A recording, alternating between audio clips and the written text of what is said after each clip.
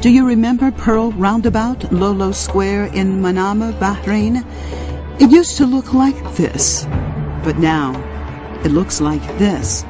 The regime in Bahrain tried to erase the symbol of the revolution and the importance of the square, just as in Tahrir Square, the former Mubarak regime in Egypt sent in camels with men on them to try to beat the protesters and scare them off and block out the importance of protesters gathered there. Now from Tahrir, we go to Taksim Square in Istanbul, Turkey. The Turkish government has decided that the most well-known square in the country, along with Gezi Park, should be made into a shopping center. Why would Ankara decide to destroy this historic area? And why now? Is a shopping center that important? Or is there another reason for the decision? Could it be that perhaps the government in Ankara is making a similar decision like that which was made in Manama? Removing symbols are very significant.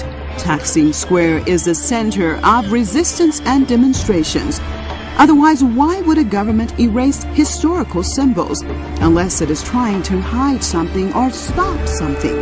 In Manama, the government destroyed Lolo Square because they thought it could stop the revolution in progress by destroying the place that people would gather for demonstrations.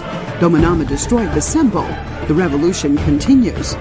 And in Turkey, from the decision made by the government to destroy this historic area has come the outcry of the Turkish people. From the plan to cut down the trees of Gezi Park and transform this area, Ankara is witnessing the transformation of its people from keeping quiet to rising up. Demonstrations broke out in Istanbul and has spread throughout the country. There are no longer demonstrations protesting just the destruction of a historic area. There are protests against the destruction of the direction that the Turkish people want their government to go in. The government has responded harshly with tear gas, water cannons, and arrests. Many people have been injured, and at least one person, according to latest reports, has been killed. The Turkish people are fed up with a government they see as more and more going in a different direction than what its people want. The Turkish people did not want its nation to get involved in the Syrian situation, but the government did. The Turkish people kept saying that they had no problems with its neighbors and that ultimately by being involved, it could affect Turkey itself. But the government of Tayyip Recep Erdogan continued to have a deaf ear towards its people and continued working with the Americans and the Saudis and others to overthrow the government in Damascus. The Turkish government approached the Syrian situation as if there was sheer hatred for the Syrians. Even recently, a new bridge was built in Istanbul and named Yavuz Sultan Selim. Why did you decide to name the bridge after the king who killed tens of thousands of Alavis and fought with Iran and conquered Syria?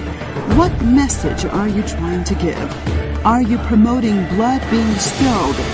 Why don't you promote peace? Why have you chosen a path of confrontation and hatred? And now what has happened from the roots of hatred even inside of Turkey itself?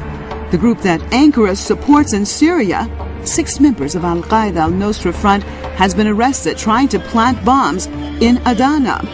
Why did you support these terrorists to begin with, that now they're inside of Turkey and threatening the country? Now that you have refused peace, the path that your people wanted, now the streets in many Turkish towns are filled with your own people calling for the government to fall.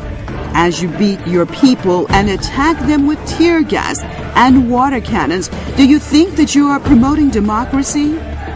Or are your lies finally coming apart for the world to really see what the government of Erdogan is and what it stands for? It does not stand for Islam. It does not stand for democracy, but simply is another pawn in the hands of the Americans. As more and more people take to the streets, young and old, as even famous singers and actors are demanding a change, what will your response be this time? Will it be what the Turkish people really want?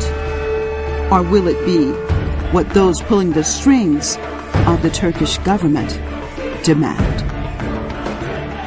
Kendi halkına zulmeden bu rejimin iktidarda kalmasını sağlayacak hiçbir planı desteklememiz söz konusu olamaz ve olmamalıdır.